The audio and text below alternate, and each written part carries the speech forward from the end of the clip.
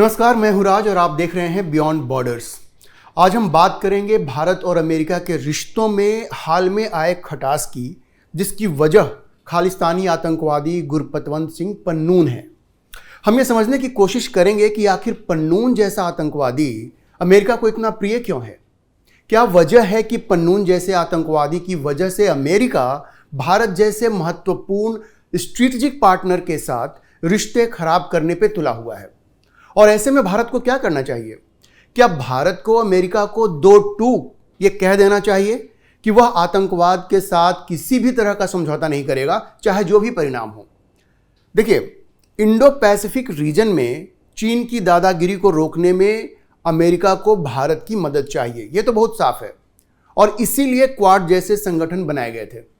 तो क्या भारत को साफ साफ ये कह देना चाहिए कि इस तरह का सहयोग तभी संभव है जब अमेरिका भारत की एकता और अखंडता का पूरी तरह से सम्मान करे? यह नहीं हो सकता कि अमेरिका भारत को स्ट्रेटेजिक पार्टनर भी कहे और भारत के वांछित आतंकियों को अपनी जमीन पर शरण भी दे। आज इन सारे मुद्दों पर हम बात करेंगे। हम सब जानते हैं कि खालिस्तानी आतंकवादी गुरपतवंत सिंह पन्नून की वजह से भारत और अमेरिका के रिश्ते में खटास आ ही गई है।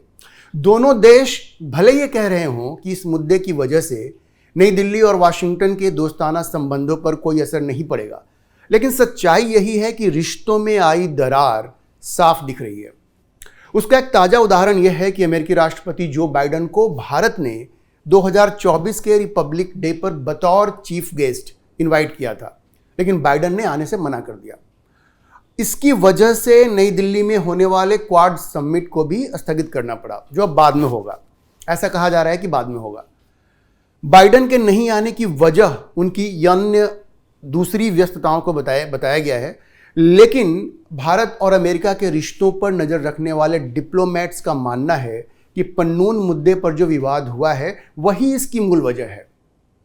खालिस्तानी आतंकवादी गुरपतवंत सिंह पन्नून सिख फॉर जस्टिस नाम की संस्था चलाता है, जिसके माध्यम से वह विदेशों में, खास करके अमेरिका और कनाडा में, पंजाब को भारत से अलग करने की साजिशें रचता रहता है। उसके पास अमेरिका और कनाडा दोनों देशों की दोहरी नागरिकता है और वह दोनों जगह आता जाता रहता है। और दोनों देशों में खालिस्तानी आतंकवादियों के बीच वह समन्वय का काम करता है। पेशे से वह कहता है कि वह वकील भी है, लेकिन उसका मूल काम खालिस्तानी आतंकवादियों के साथ समन्वय करके भारत के खिलाफ साजिश रचना है। गुरपतवंत सिंह पन्नून लंबे समय से भारत के खिलाफ हिंसक और भड़काऊ बयानबाजी करता रहा है। जब से कनाडा में एक दूसरे खालिस्तानी आतंकवादी हरदीप सिंह निज्जर की हत्या हुई है, तब से पन्नून और भी बौखला गया है। कभी वो एयर इंडिया पर हमले की बात करता है, तो कभी भारतीय संसद भवन को उड़ाने की धमकी देता है। इस साल भारतीय संसद पर आतंकी हमले की बरसी के दिन यानी 13 दिसंबर को भी उसने संसद को उड़ाने की धमकी दी थी। उसी दिन दो लोगों ने संसद के अंदर घुसकर स्मोक बम इस्तेमाल किया था। अब यह तफ्तीश का विषय है कि कहीं इस स्मोक बम प्रकरण में पन्नून का हाथ भी तो नहीं है। देखिए, भारत ने पन्नून के खिलाफ बहुत सारे एक्शन लिए हैं। पहले भी 10 जुलाई 2019 को ही पन्नून की संस्था सिक्स फॉर जस्टिस को आतंक विरोधी कानून UAPA के तहत प्रतिबंधित कर दिया गया था। 1 जुलाई 2020 को भारत सरकार ने स्वयं पन्नून को आतंकवादी या इंडिविजुअल टेररिस्ट घोषित कर दिया था। 3 जनवरी 2021 को NIA स्पेशल कोर्ट ने पन्नून के खिलाफ नॉन बेलेबल वारंट जारी किया था और 29 नवंबर 2022 को पन्नून को प्रोक्लेम्ड ऑफेंडर घोषित कर दिया गया था। सितंबर 2023 में NIA ने अमृतसर और चंडीगढ़ में उसके घर और जमीन को जब्त भी कर लिया था। यह बात हर कोई जानता है कि अमेरिका और कनाडा खालिस्तानी आतंकियों के लिए सेफ हेवन यानी सुरक्षित पनाहगाह बने हुए हैं। आश्चर्य की बात यह है कि अमेरिका और कनाडा एक तरफ आतंकवाद के खिलाफ जीरो टॉलरेंस की बात करते हैं, लेकिन दूसरी तरफ अपनी ही जमीन पर दुनिया भर के खूंखार आतंकवादियों को पनाह देते हैं। आतंकवाद के खिलाफ यह कैसी लड़ाई है? अमेरिका के लिए ओसामा बिन लादेन आतंकवादी था, क्योंकि उसने वर्ल्ड ट्रेड सेंटर पर 9 सितंबर 2011 को हमला करवाया था। लेकिन पन्नून, जो खुलेआम भारतीय संसद पर हमले की धमकी देता है, वो उसकी नज़र में आतंकवादी नहीं है। अमेरिका के नज़र में कुछ आतंकवादी जो उनके लिए खतरा नहीं है, गुड टेररिस्ट हैं। जो उनके लिए खतरा है उनको वो बैड टेररिस्ट मानते हैं। अब सच्चाई यही है कि अमेरिका का यही दोहरा मापदंड दुनिया भर में आतंकवाद की जड़ों को मजबूत करता है, गुड टेररिस्ट, बैड टेररिस्ट। अब देखिए, इस पूरे मामले ने एक नया मोड़ तब लिया जब कनाडा के प्रधानमंत्री जस्टिन ट्रूडो ने 18 सितंबर 2023 को अपने देश की संसद में ये आरोप लगाया कि भारत के खिलाफ खालिस्तानी आतंकवादी हरदीप सिंह निज्जर की हत्या में शामिल होने के सबूत मिले हैं। ये निज्जर भी एक खालिस्तानी आतंकवादी था जिसका 18 जून को जिसकी हत्या कर दी। ट्रूडो ने कहा कि क्रेडिबल एविडेंस मिले हैं भारत के खिलाफ, मतलब भरोसा करने वाले सबूत मिले हैं। पन्नून की तरह निज्जर भी एक खालिस्तानी आतंकवादी था, जैसा मैंने आपको बताया, जो 18 जून 2023 को मारा गया। वो एक आपसी गैंगवार था, ऐसा कहा जाता है, भले कनाडा इसके लिए भारत के ऊपर आरोप लगाता है। भारत ने इस आरोप को पूरी तरह निराधार बताया और कनाडा से कहा कि भाई सबूत दो, अगर आप आरोप लगा रहे हो तो सबूत दो। ट्रूडो की सरकार अभी तक कोई भी सबूत नहीं दे पाई है। अब पहले ऐसा लगा कि ट्रूडो ने ये आरोप इसलिए लगाया ताकि वो खालिस्तानी समर्थक जगमीत सिंह को खुश कर सके। अब ये जगमीत सिंह वहाँ पे एक न्यू डेमोक्रेटिक पार्टी करके पार्टी चलाता है और वो ट्रूडो की सरकार में शामिल है। हकीकत यह है कि जगमीत सिंह के समर्थन से ही ट्रूडो सरकार चल रही है। तो शुरू में ऐसा लगा कि चूंकि जगमीत सिंह खालिस्तानी आतंकवादियों को सपोर्ट करता है और ट्रूडो की सरकार जगमीत सिंह के समर्थन से चल रही है, तो जगमीत सिंह को खुश करने के लिए या उसके दबाव में जस्टिन ट्रूडो ने भारत के ऊपर यह आरोप लगाया कि निज्जर की हत्या में भारत का हाथ है और इससे संबंधित क्रेडिबल एविडेंस भी है।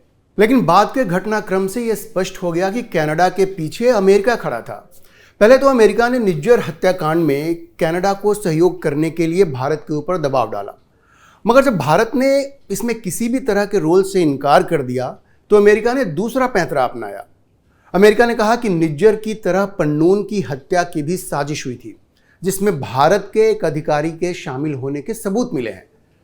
अमेरिका के जस्टिस डिपार्टमेंट ने कोर्ट में यह आरोप लगाया कि निखिल गुप्ता नाम के एक भारतीय मूल के व्यक्ति ने एक भारतीय सरकारी अधिकारी के कहने पर पन्नून की हत्या की सुपारी दी थी, जिसे अमेरिकी एजेंसियों ने नाकाम कर दिया था।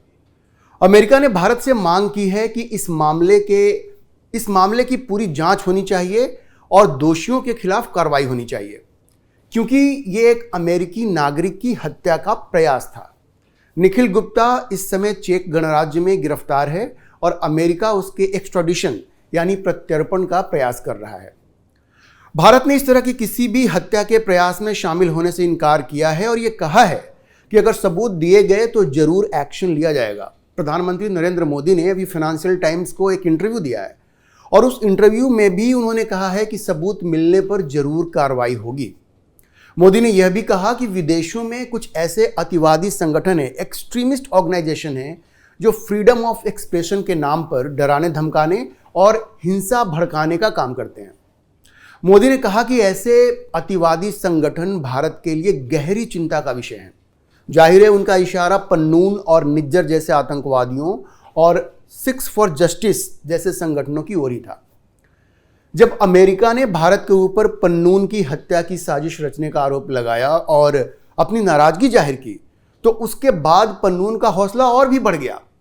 4 नवंबर को उसने सिखों को कहा कि वो 19 नवंबर के बाद एयर इंडिया की सवारी न करें, क्योंकि उनकी जान को खतरा हो सकता है। उसके कहने का मतलब था कि एयर इंडिया पर हमला हो सकता है। उसने ये भी कहा कि एयर इंडिया के ऑपरेशन को ग्लोबली डिसरप्ट किया जाएगा।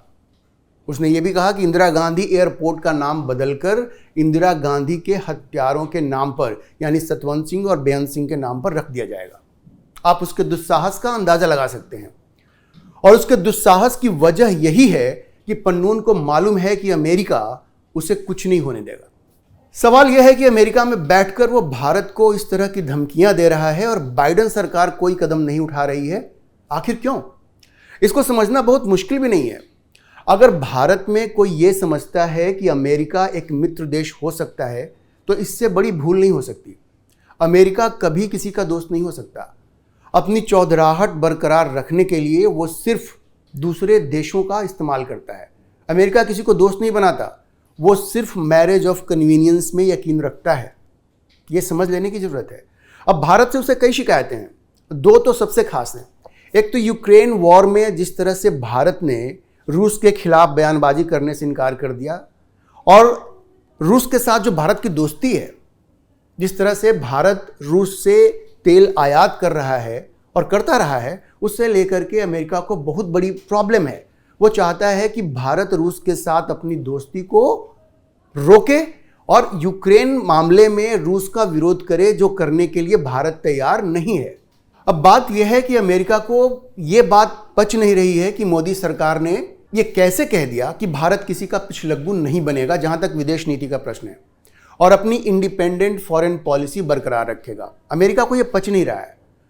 ऐसा नहीं है कि भारत की एजेंसियों को यह मालूम नहीं है कि पन्नून वास्तव में अमेरिका का पालतू एजेंट है, और यही वजह है कि वो बार बार भारत को धमकियां दे रहा है। देखिए, 23 सितंबर 2024 को हिंदुस्तान टाइम्स ने एक रिपोर्ट पब्लिश किया। शिशिर गुप्ता का यह फाइल किया हुआ रिपोर्ट था।